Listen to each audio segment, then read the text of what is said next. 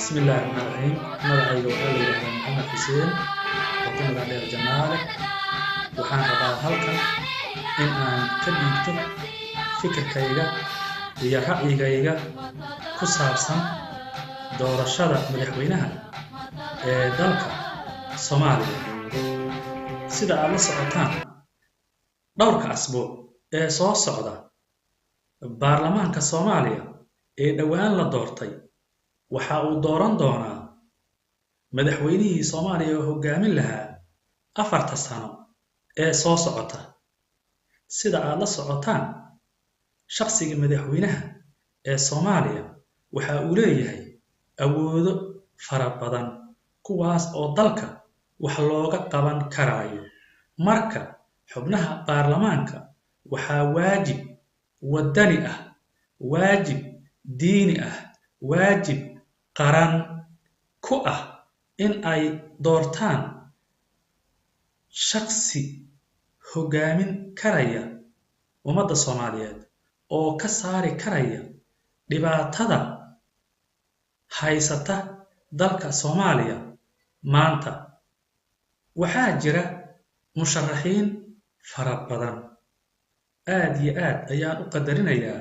dhammaan musharaxiintaas u sharaxan jagada madaxweynaha Soomaaliya aniga laakiin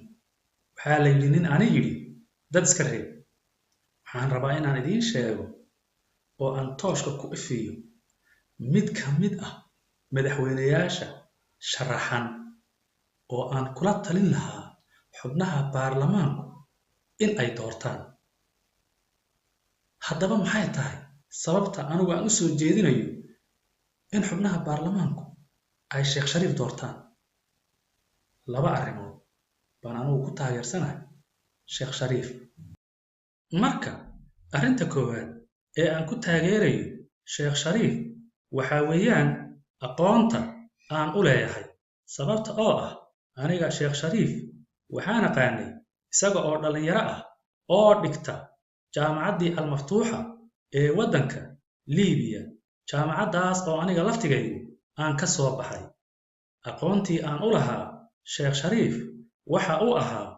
nin Soomaali ah oo mas'uul ah oo qabyaalad yar oo ummadda wadi karaya xishood badan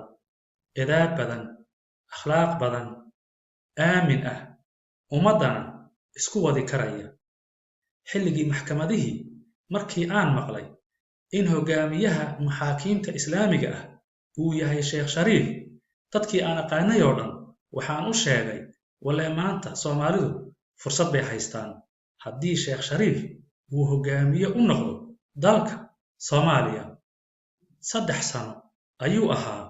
madaxweyne ku meel gaar ah arrinta labaad ee aan ku taageerayo Sheekh Shariif Sheekh Axmed waxa weeyaan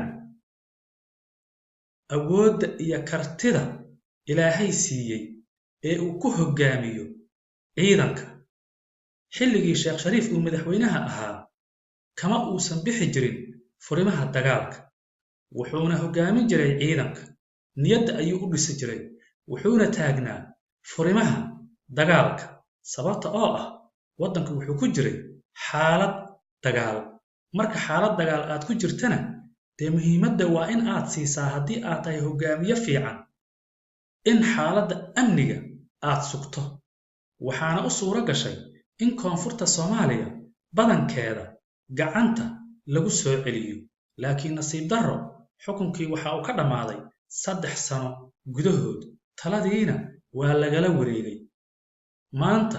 waxaa la tabayaa baahi badan oo loo qabo hogaaminta niyad dhiska maalgelinta haqabtirka iyo abaabulka ciidanka taas oo maanta aan jirin marka laga hadlayo koonfurta Soomaaliya waa meel ay ka jiraan 2 dawladood dawladda oo taageero ka helaysa ciidamada midowga Afrika iyo xarakada Al-Shabaab oo run ahaantii xukunta dhulka badankiisa sababtoo ah dhulka ay xukunto dawladda iyo ciidamada midowga Afrika ومجالوينك إيه تولوينك ودنك جبي سبع إن ديار الله إسرع مويان باديه تولوينك إيه ودنك بدن كيسة وحاها ستا حركة الشباب sababta aan u soo jeedinayo in Sheekh Shariif Sheekh Axmed talada lagu soo celiyo waxaa ka mid ah Sheekh Shariif waxa uu leeyahay awood iyo karti uu dib ugu qabsan karayo gabi ahaanba koonfurta Soomaaliya laga soo bilaabo gaalkacyo ilaa iyo Raaskambooni laba arrimood oo bay dawladdu wadanka gacanteeda ugu soo celin kartaa ta koowaad waa inay heshiis iyo is-afgarad la gaadho madaxda xarakada al-shabaab talabaadna waxa weeye in ay dawladdu guluf military ku qaado xarakada oo ay ka xoog badnaato marka dambana xarakadu ay noqoto dad baadiye ku wareegaysanaya oo aan awoodda maanta ay leeyihiin aan lahayn taasna waxay keenaysaa in maleeshiya fara badan iyo ciidanka ay xarakadu haysato badankoodu ay isa soo dhiibaan oo ay dawladda gacanteeda soo galaan wax xaalad dagaal adduunkana way ka jirtaa waxa weeyaan marka dawlad kale ay wadanka ka taliso labada dawladood mid baa guuleysata ama in laga adkaado dawladda oo markaasi xarakada al-shabaab wadanka Soomaaliya ay xukunto oo ay la wareegto waana arrin dhici karaysa ayagu meeshay rabaan wadanka ha geeyaan awooddaas iyo kartidaasna waxaan isleeyahay Sheekh Shariif baa iska leh ragga kale dhamaantood way wada fiican yihiin laakiin aan waxaan aaminsanahay Sheekh Shariif labadan arrimood ee aan sheegay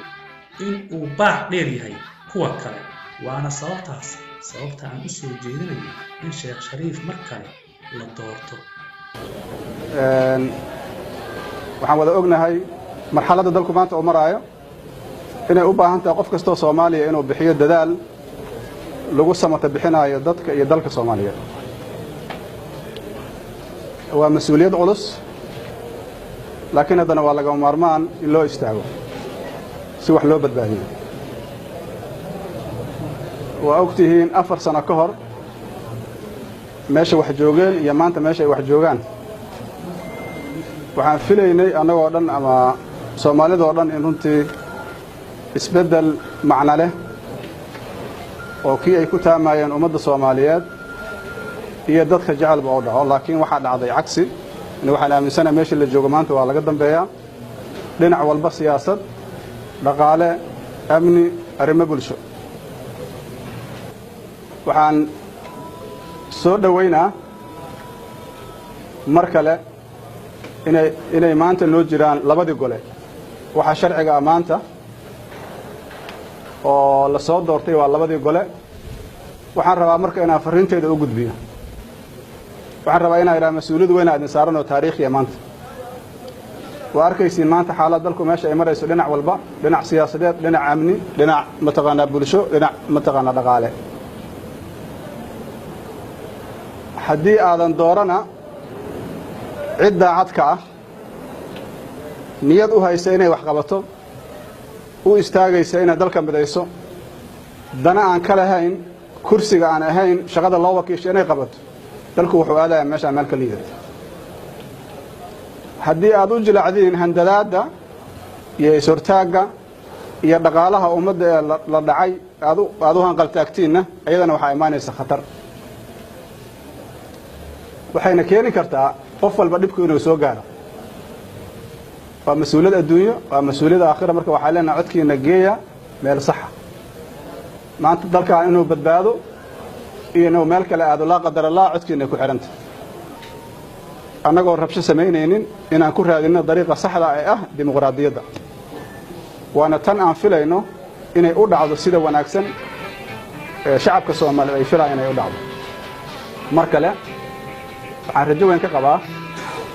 inaan mas'uuliyadda hoggaanka dalka ku guuleysto si aan ugu celiyo khadkii ay ku socotay ee ahaa in la higsado himilada shacabka Soomaaliyeed in la mideeyo shacabka Soomaaliyeed la soo dhaweeyo in la dhiso ciidamada dawladda ama hay'adaha dawladda dhamaantood ha noqdaano kuwa amniga garsoorka iyo maamulka in la hagaajiyo calaaqaadka u dhaxeeya shacabka Soomaaliyeed dhamaantood ama ha noqdaano gobollo ama ha noqdaano qabaa'il waxa ugu horeeyaan sameey doona insha Allah waxay noqon doonaan dib u heshiisiin dadku ay niyadda isu furaan si dhab ugu wada hadlaan wixii soo dhacay waxaan ka shaqayn doonaa ilaahay idankiisa hay'adaha dawladda in sida ugu wanaagsan loo dhiso waxaan ka shaqayn doonaa in dalka aan la keeno shirkada maalgashada si shacabka Soomaaliyeed loogu abuuro shaqo waxaan ka shaqayn doonaa in kor loo qaado aqoonta iyo waxbarashada shacab hadaa rabtid inaad bedeshid waa inaad wax ka bedeshaa aqoonta waa in la baahiyo aqoonta qof kasta oo Soomaaliya waa inuu helaa aqoonta uu xaq u leeyahay ugu yaraan dugsi hoose iyo dugsi dhexe waa inay noqdaan lacag la'aan waana wax la sameyn karo in dib loo dhiso jidadkii korontadii biyihii waa in la helaa